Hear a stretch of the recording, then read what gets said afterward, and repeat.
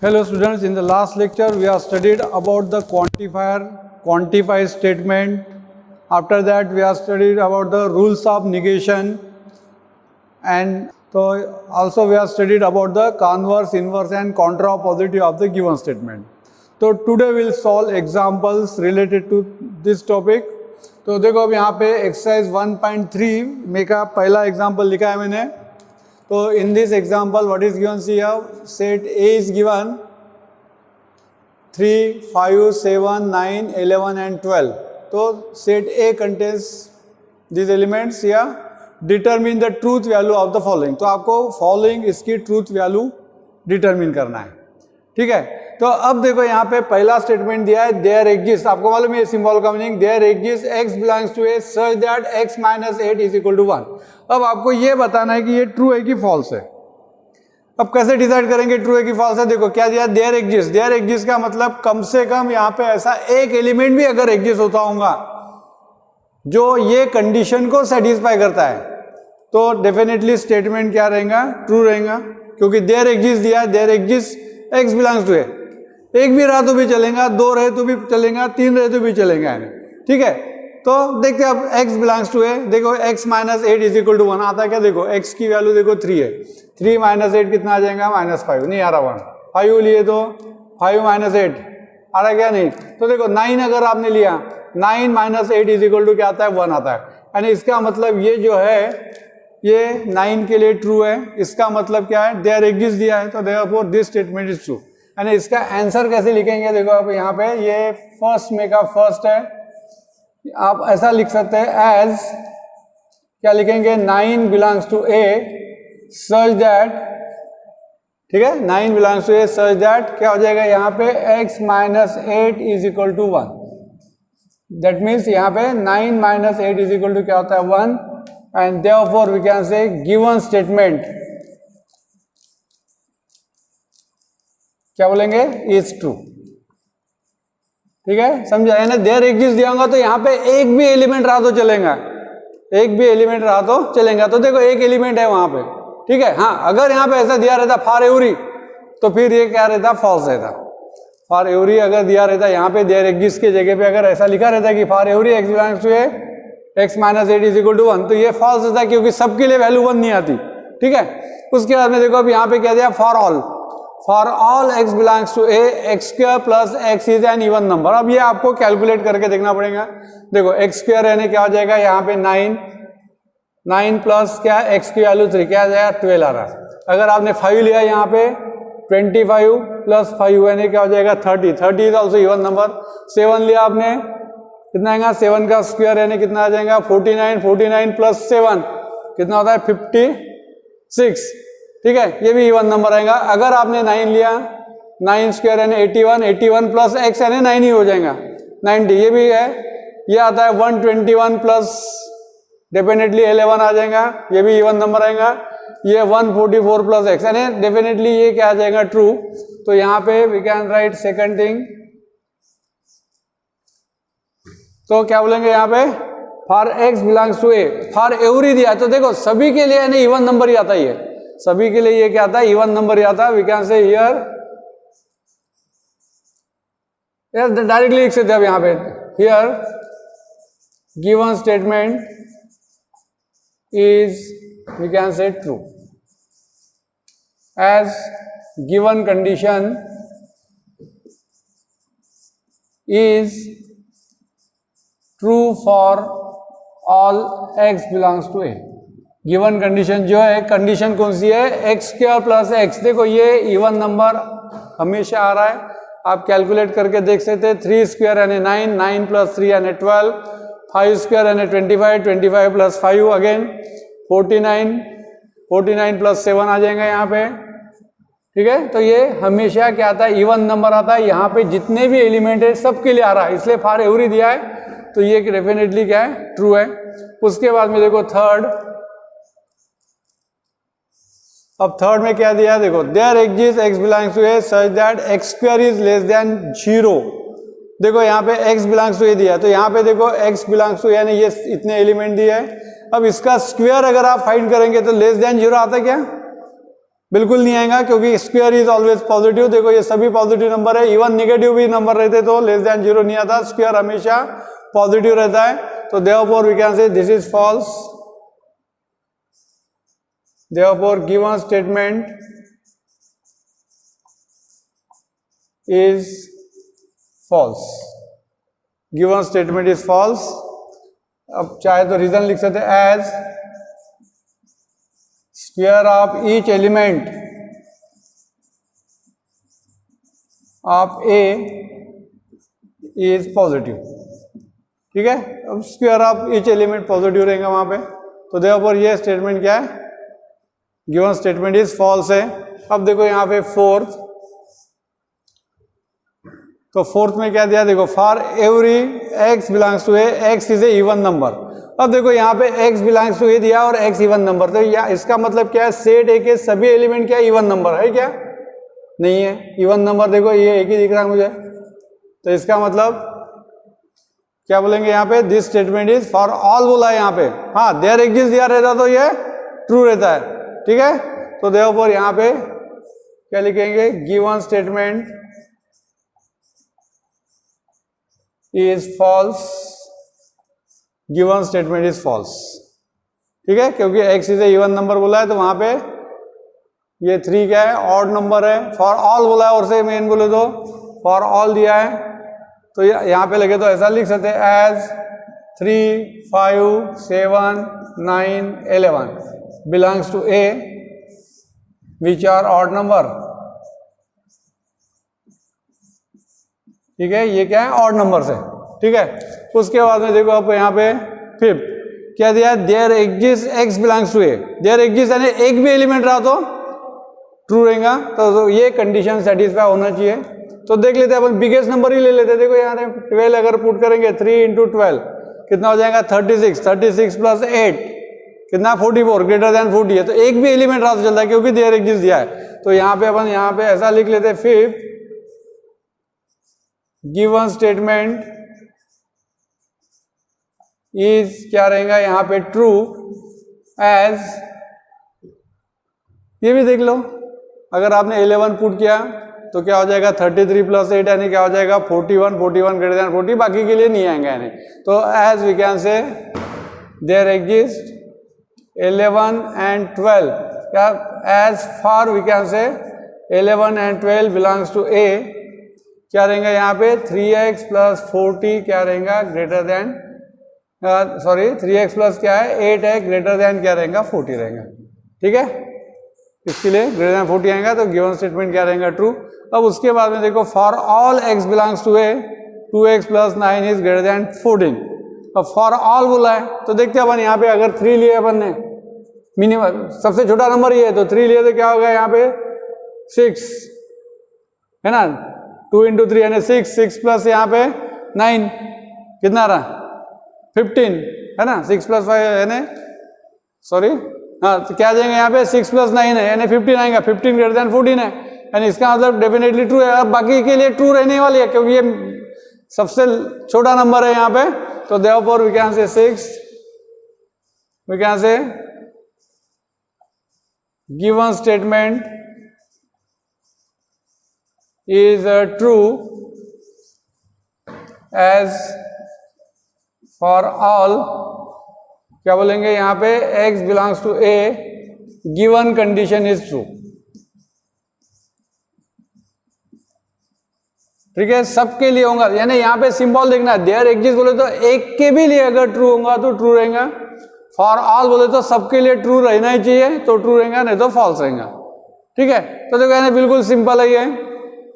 उसके बाद में देखो यहाँ पे एग्जाम्पल 3 लिखा है मैंने directly, right the negation of the following. अब निगेशन लिखते समय आप लोगों को मैंने रूल्स ऑफ निगेशन बताया था, देखो जस्ट शॉर्ट में रिपीट करता हूँ। पहला है निगेशन ऑफ निगेशन पी, यानी क्या होता है पी, अगर आप कोई भी स्टेटमेंट का अगर डबल निगेशन लेंगे तो क्या आता है यहाँ पे, सेम स्टेटमेंट आता है।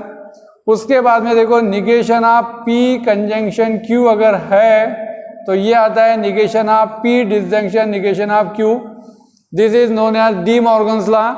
देखो यहाँ पे कंजंक्शन अगर दिया होगा तो डिसजंक्शन आता है, दोनों का निगेशन आता है यहाँ पे। उसके बाद में निगेशन ऑफ क्या है, पी डिसजंक्शन क्यू अगर दिया है तो ये आता है negation of P conjunction negation of Q आता है। देखो डिसजंक्शन है तो कंजंक्शन आ रहा है, ये दोनों क्या है रूल्स ऑफ, ये दोनों क्या बोलेंगे इसको, डी मॉर्गन्स लॉ करके बोलते हैं। उसके बाद में देखो negation of P implies Q अगर दिया होगा तो इसका निगेशन आता है P conjunction negation of Q. देखो एम्प्लाइज है तो यहाँ पे कंजंक्शन आ रहा है मगर ओनली निगेशन वहाँ पे क्यू का आ रहा है। उसके बाद में देखो निगेशन ऑफ अगर ये पी डबल एम्प्लाइज क्यू है, अब इसके दो रूल्स मैंने बताए थे, एक तो P double implies just negation of Q, ये एक रूल है, और दूसरा रूल जो है देखो ये आता है P conjunction negation of Q disjunction, ये आता है बाद में, यस क्या आता है, Q conjunction negation of P. देखो ये दो रूल्स हैं, दो में से कोई भी इससे लिखा तो भी कुछ प्रॉब्लम नहीं है। और उसके बाद में रूल इसके लिए देखो देयर एग्जिस्ट है क्वांटिफाइड स्टेटमेंट के लिए तो क्या आता है फॉर ऑल, और अगर फॉर ऑल अगर दिया है तो देयर एग्जिस्ट आता है। तो ये क्या है, रूल्स फॉर निगेशन है, ये जो है क्या है, रूल्स फॉर निगेशन। तो निगेशन लिखते समय हमेशा ये रूल का यूज करना आपको, ठीक है। तो देखो अभी एक एक स्टेटमेंट देखते हैं, और बेटर वे क्या करना, negation instead of writing the negation of given statement directly, better way क्या करना, उसको पहले सिंबॉलिक फॉर्म में कन्वर्ट कर लेना। हाँ सिंपल स्टेटमेंट होगा तो डायरेक्टली लिखो, अगर वो कंपाउंड स्टेटमेंट दिया होगा तो उसको क्या करना है, सिंबॉलिक फॉर्म में लिखो और फिर उसका रूल लिखो और फिर रूल को कन्वर्ट करो यानी वर्बल फॉर्म में। तो देखो अब यहाँ पे फर्स्ट,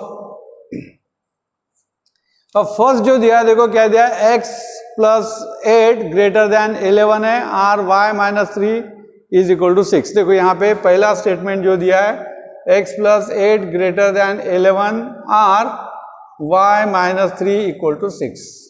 अब देखो इसका निगेशन डायरेक्टली लिखने के बजाय क्या करेंगे अपन, रूल का यूज करके लिखेंगे। तो क्या करेंगे, इसको पहले सिंबॉलिक फॉर्म में देखो p यानी क्या लिखेंगे, x plus 8 greater than 11, q यानी क्या लिखेंगे यहाँ पे y minus 3 is equal to 6, ठीक है। तो इसका मतलब देखो यहाँ पे गिवन स्टेटमेंट कौन सा दिया है, p डिसजंक्शन q है। देखो ये क्या किससे कनेक्ट किया, r से, तो गिवन स्टेटमेंट क्या रहेगा, p डिसजंक्शन q। अब इसका निगेशन, तो therefore negation of p disjunction q, क्या रूल है, अब रूल लिख लेते हैं, negation of p conjunction negation of q, ये रूल है। यानी आपको क्या करना है, इसको वर्डिंग में लिखना है बस। तो देयरफॉर यहाँ पे देखो निगेशन, यानी इसमें गलत नहीं होगा, इसमें अपन निगेशन लिखेंगे अब। तो देखो इसका निगेशन क्या लिखेंगे अब, निगेशन ऑफ p। अब इसका निगेशन बोले तो कैसा, एक तो आप ऐसा लिख सकते हैं x plus 8 not greater than 11 लिख सकते हैं। देखो एंड कंजंक्शन आ रहा, डिसजंक्शन के जगह पे कंजंक्शन आ रहा, एंड क्या हो जाएगा यहाँ पे y minus 3 is not equal to 6। एक तो ऐसा लिख सकते हैं, या तो फिर दूसरा तरीका देखो इसको ऐसा भी लिख सकेंगे आप, क्या देखो x प्लस 8 ग्रेटर देन 11 है, तो निगेशन यानी क्या हो जाएगा, नॉट ग्रेटर देन 11, यानी क्या हो जाएगा, नॉट ग्रेटर देन 11। इसका मतलब ही क्या होता है, it may be less than और इक्वल टू 11 ऐसा होता है। तो इसको मैं ऐसा भी लिख सकता हूँ, x प्लस 8 लेस देन और equal to 11 and y minus 3 is not equal to 6। देखो इस दो टाइप से लिख सकते हैं इसका निगेशन। तो इसीलिए यानी कोई भी स्टेटमेंट अगर दिया होगा, कंपाउंड स्टेटमेंट पर्टिकुलरली, तो पहले उसको सिंबॉलिक फॉर्म में लिखो। यानी क्या होता है कि इसका फिर निगेशन लेना है, ये यानी क्या हो गया, गिवन स्टेटमेंट है, इसका निगेशन लेते समय अपन क्या करेंगे, रूल यूज करेंगे। रूल यूज करने के बाद ये जो राइट साइड रहेंगे रूल की, उसी को क्या करना है, वर्डिंग में लिखना है, वर्बल फॉर्म में लिखना है। तो देखो ये आ गया निगेशन, ठीक है। यानी क्या हो रहा है, x प्लस 8 लेस देन और इक्वल टू 11, ग्रेटर देन का निगेशन क्या हो जाएगा, लेस देन और इक्वल टू 11 आएगा, and y minus 3 is equal to 6 है, तो नॉट इक्वल टू 6 आ जाएगा। उसी टाइप से देखो अब सेकंड है, देखो रूल ऑफ निगेशन यहाँ पे लिखा ही है मैंने, डिसजंक्शन यानी क्या दिया है यहाँ पे, कंजंक्शन है तो क्या आता है यहाँ पे, सॉरी डिसजंक्शन है तो क्या आता है, कंजंक्शन आ रहा वहां पे, ठीक है। अब देखो यहाँ पे third, quadrilateral is a square, मैं डायरेक्टली लिखता हूँ, क्वाड्रिलैटरल इज ए स्क्वायर, यानी पहले p लिख लेंगे अपन, क्या लिखेंगे, क्वाड्रिलैटरल इज ए स्क्वायर, और सेकंड स्टेटमेंट है देखो q, क्या है, if and only say connect है, if it is a rhombus, it is a rhombus. हाँ, तो देखो गिवन स्टेटमेंट जो दिया है, क्या दिया है, P डबल एम्प्लाइज Q के फॉर्म में। गिवन स्टेटमेंट जो है ये क्या है, P डबल एम्प्लाइज Q के फॉर्म में, बराबर है, क्योंकि इफ एंड ओनली दिया है, यानी डबल एम्प्लाइज रहेगा। अब डबल एम्प्लाइज का निगेशन, तो देयरफॉर क्या है, इसका जो निगेशन है, देखो मैंने दो रूल बताया इसके, तो ये जो है this is equivalent to P double implies negation of Q, or इसको P conjunction negation of Q disjunction Q conjunction negation of P। ये दो रूल्स है, दो में से कोई भी रूल्स है, दोनों से लिख लेंगे अपन, चलो ठीक है। तो ये इसको क्या करना है, वर्डिंग में लिखना है, इसको क्या करना है, वर्डिंग में लिखना है। तो क्या आएगा यहाँ पे, अब देखो, हाँ, तो देयरफॉर यहाँ पे आंसर है ना, ये निगेशन आएगा यहाँ पे, यानी इस तरह से लिखने से क्या होता है कि मिस्टेक नहीं होती, यानी नहीं तो अगर आप अपना जनरल इंग्लिश का नॉलेज यूज करके लिखने की कोशिश करेंगे तो मिस्टेक हो सकती है। हाँ, तो क्या लिखेंगे, देखो इसको वर्डिंग में लिखना है, क्या इफ एंड ओनली इफ है, यानी P यानी क्या है, क्वाड्रिलैटरल इज स्क्वायर, क्या आ जाएगा, P यानी क्वाड्रिलैटरल इज ए स्क्वायर। देखो इफ एंड ओनली भी है, इफ एंड ओनली इफ क्या दिया है, negation of Q, negation of Q यानी it is not a rhombus, if and only यानी it is not a rhombus. देखो यानी इसी को मैंने वर्डिंग में लिखा है, ठीक है। एक तो ये इस तरह से लिख सकते हैं, या दूसरा तरीका भी लिख लेते अपन R। अब देखो इसको वर्डिंग में लिखना है, P दिया है पहले, तो P का मतलब क्या हो जाएगा, क्वाड्रिलैटरल इज स्क्वायर, थोड़ा लेंदी आएगा ये, देखो क्या आ जाएगा, देखो यहाँ पे quadrilateral is a square and लिखो या बट लिखो, एंड भी लिख सकते हैं आप, इवन बट करके भी यूज कर सकते हैं। निगेशन ऑफ Q है, निगेशन ऑफ Q है ना, इट इज क्या हो जाएगा, not a rhombus, it is not a rhombus, ठीक है। उसके बाद में क्या है, डिसजंक्शन यानी R, क्या है, निगेशन Q है, Q यानी इट इज ए रोम्बस,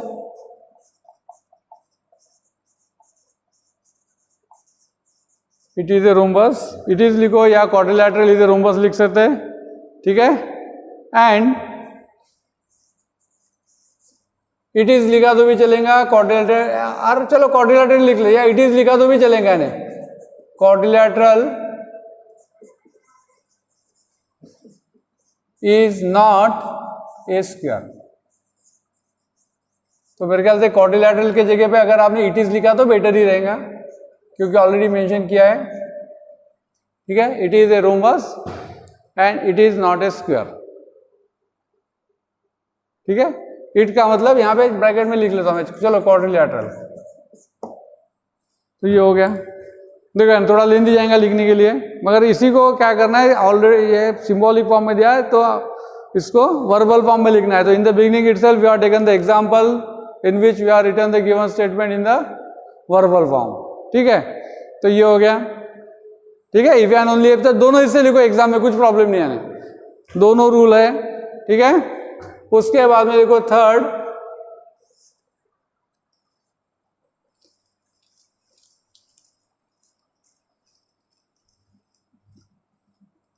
हाँ, तो क्या दिया यहाँ पे, थर्ड है ना, फोर्थ है किताब में का, सॉरी एक छूट गया शायद, हाँ ये सेकंड वाला रह गया है, तो ये कौन सा था, थर्ड वाला था, सॉरी।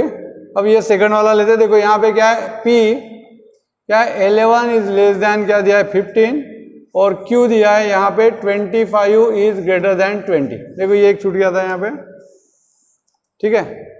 तो अब यहाँ पे किससे कनेक्टेड है, एंड से कनेक्टेड है, तो देयरफॉर गिवन स्टेटमेंट यानी क्या रहेगा, P कंजंक्शन Q, ठीक है। ये हो जाएगा गिवन स्टेटमेंट। तो इसका निगेशन तो क्या आता है, negation of P conjunction Q, क्या है रूल इसका, negation of P disjunction negation of Q, negation of P disjunction negation of Q, and therefore negation जो है वो लिखो। अब क्या है निगेशन, यानी इसी को क्या करना है, वर्डिंग में लिखना है।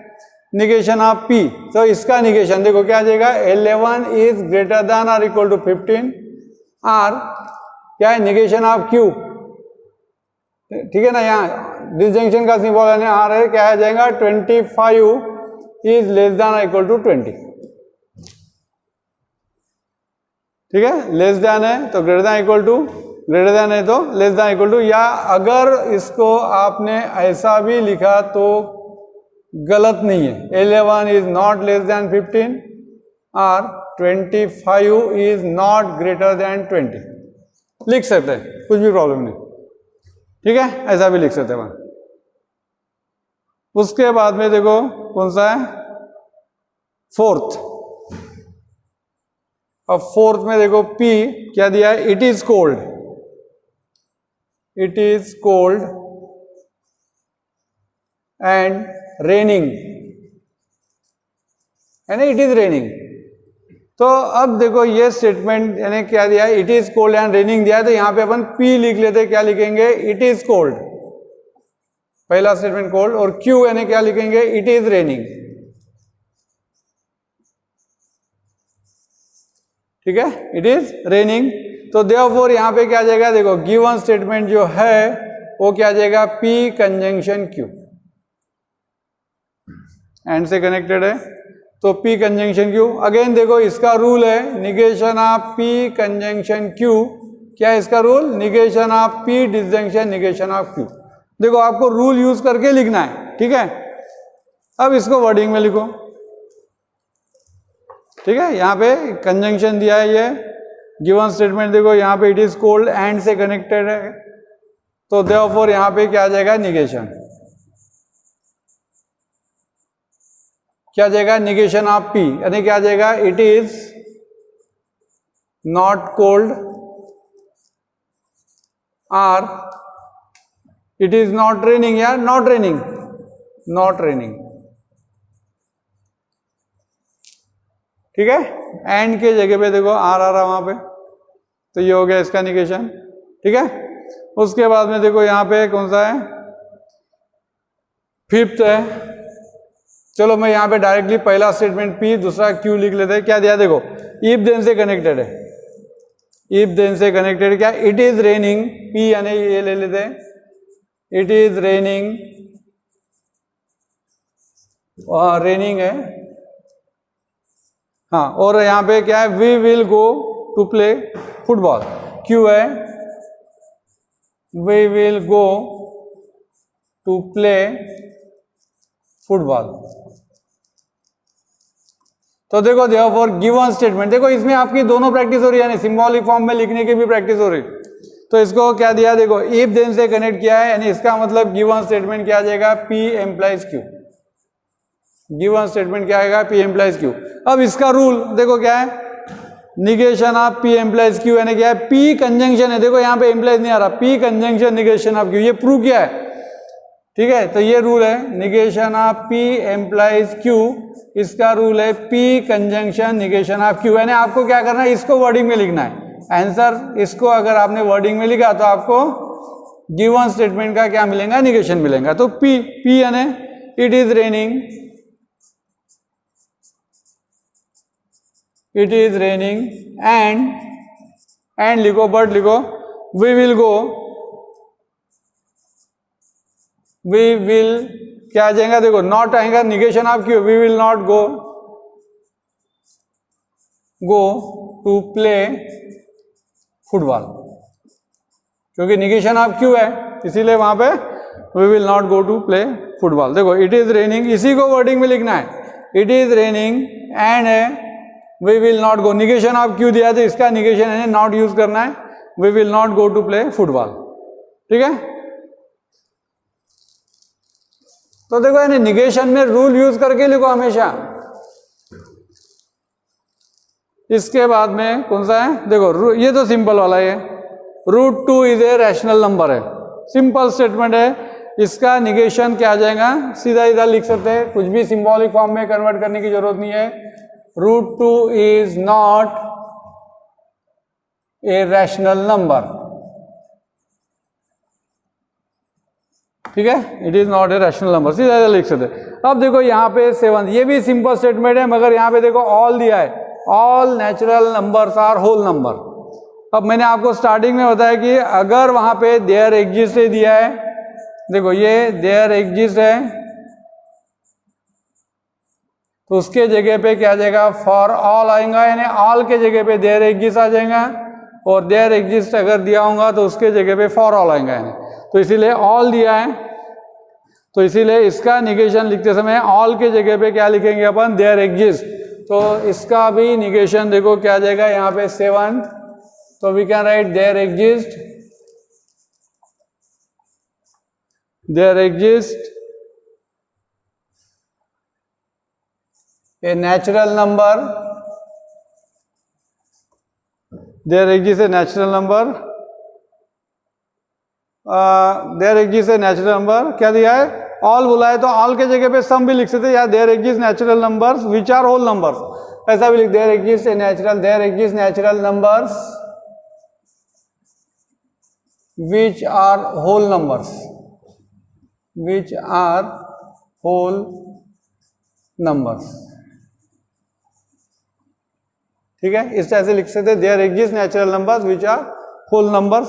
तो देखो फॉर ऑल के जगह पे आप सम भी लिख सकते, कुछ प्रॉब्लम नहीं है, या इसको मैंने अगर ऐसा भी लिखा, some natural numbers are whole numbers, ऐसा भी लिख सकते, कुछ भी प्रॉब्लम नहीं है, ठीक है। फॉर ऑल के जगह पे सम, देयर एग्जिस्ट बोले तो एक के लिए बोला, या उससे ज्यादा उसके लिए रहता है, इसलिए सम लिखा तो भी चलता है, ठीक है। देयर एग्जिस्ट ए बोले तो एक एग्जिस्ट होता है, या एक से ज्यादा भी हो सकता है, ऐसा कुछ भी नहीं है, यानी कम से कम एक एग्जिस्ट होना चाहिए, ठीक है। उसके बाद में देखो यहाँ पे 8th है, तो यहाँ पे P क्या दिया है, for all n belongs to n,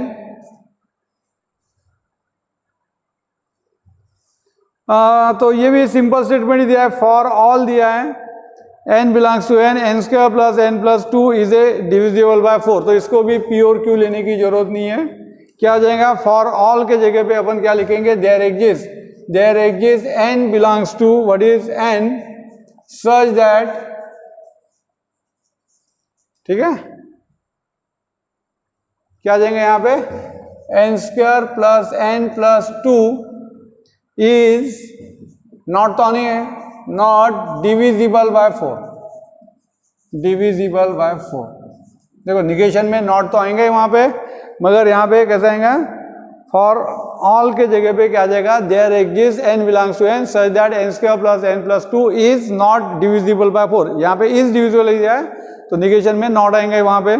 और लास्ट में देखो यहाँ पे ये 9th है, तो क्या दिया यहाँ पे, देयर एग्जिस्ट, देखो ये भी सिंपल स्टेटमेंट है, देयर एग्जिस्ट के जगह पे क्या आ जाएगा, यहाँ पे फॉर ऑल आएंगे, अब देयर एग्जिस्ट के जगह पे क्या आएगा, फॉर ऑल, क्योंकि ये कंपाउंड स्टेटमेंट नहीं है, इसीलिए इसको सिंबॉलिक फॉर्म में लिखने की जरूरत नहीं। तो देखो क्या आ जाएगा, for all x belongs to n,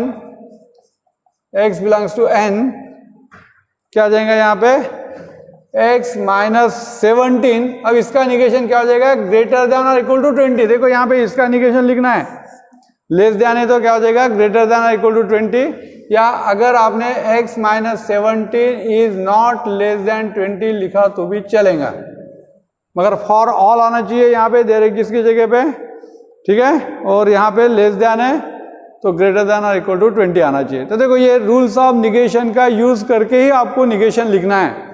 तो इससे रिलेटेड मैंने यहाँ पे आप लोगों को देखो होमवर्क दिया है, ये जो होमवर्क है एग्जाम्पल 1 पेज नंबर 14, एग्जाम्पल 1 और 2 पेज नंबर 16, ये दोनों सॉल्व एग्जाम्पल है किताब में, उसको करो। और ये एग्जाम्पल मिसलेनियस एक्सरसाइज में दिए 4 और 5 मिसलेनियस एक्सरसाइज में दिए, तो सेम पैटर्न के एग्जाम्पल्स है, उसको आप लोग सॉल्व करो, ठीक है।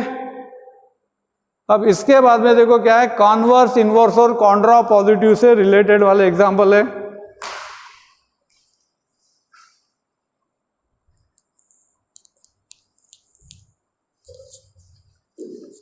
तो जो इससे रिलेटेड एग्जाम्पल है कॉन्वर्स, इनवर्स और कॉन्ट्रा पॉजिटिव, तो नेक्स्ट लेक्चर में लेंगे।